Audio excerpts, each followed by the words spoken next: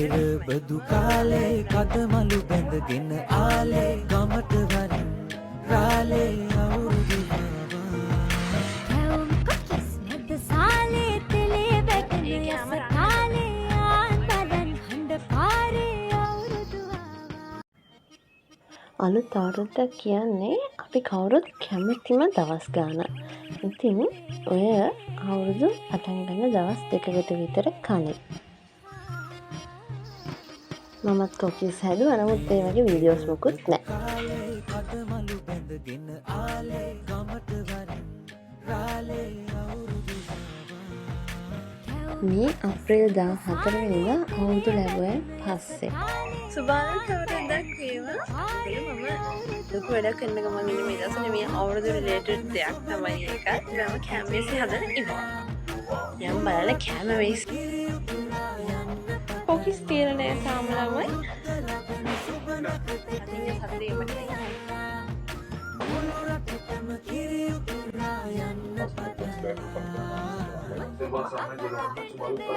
මම ඉතින් පවුලේ බාලයනේ.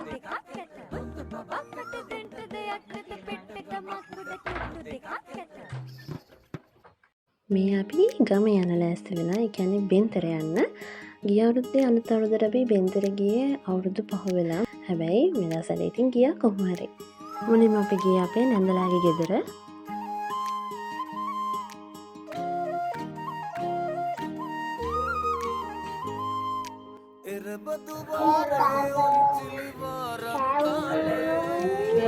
අම්මා මොනවද ඇදුවේ?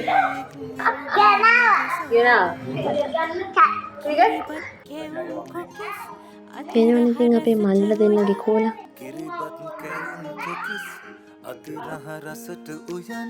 මේ ඉන්නවා අපේ මල්ලිලා.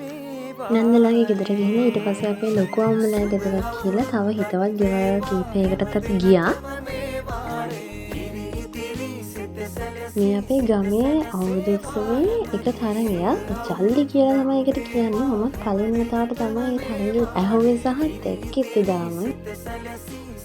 එදා හවස අම්මලා ගෙදර ගියා. මම නන්දලාගේ ගෙදර නැවතුණා. මේ අපේ මල්ලි බඹර චක්‍රපත්තු කරන ලෑස්තිය.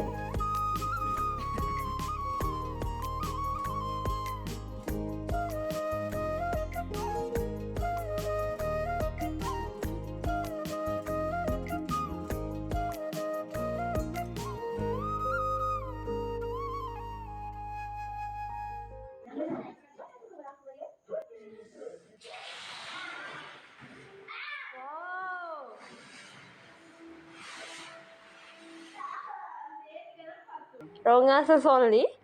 අවුරුද්දට උත්තරන්නේ මොනවාද? Oh my god. කව. අවුරුද්දට කරන සෙල්ලමක් කිය.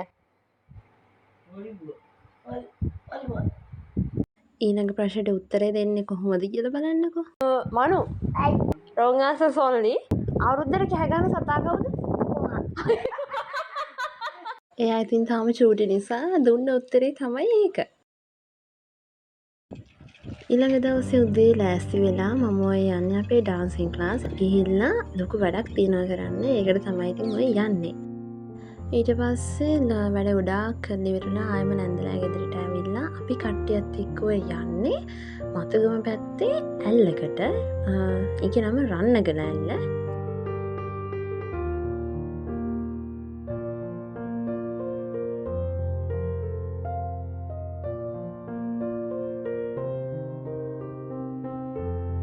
නිවාඩු දවස නිසා ගොඩක් සෙනග හින්දිය. ඒක නිසා ෆෝන්ස් මොකුත් අරන් ගියේ නැහැ. ෆොටෝස් ගත්තත් ඉතින් පස්සේ.